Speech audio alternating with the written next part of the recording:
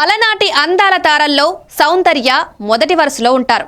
శ్రీదేవి తర్వాత అంత క్రేజ్ తెచ్చుకున్నారు సౌందర్య. అందం, అభినయం కలబోసిన సౌందర్య ఎన్నో సూపర్ హిట్ సినిమాల్లో నటించి మెప్పించారు. తనదైన నటనతో కోట్లాది మంది అభిమానులను సొంతం చేసుకున్నారు. తెలుగులోనే కాదు, తమిళ్, హిందీ, కన్నడ భాషల్లో ఆమె సినిమాలు చేసి సక్సెస్ అయ్యారు.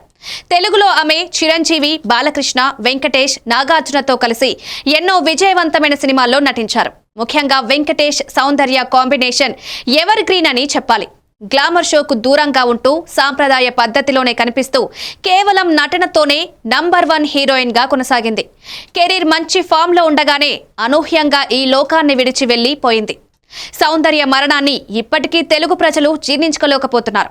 తాజాగా సౌందర్య గురించి సీనియర్ నటి మీనా మాట్లాడుతూ ఎమోషనల్ అయ్యారు. సౌందర్యతో పాటు తాను కూడా అదే హెలికాప్టర్ లో ప్రయాణించాల్సింది అని అన్నారు మీనా.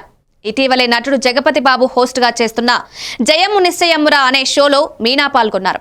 ఈ షోలో ఆమె సౌందర్య గురించి మాట్లాడుతూ ఎమోషనల్ అయ్యారు.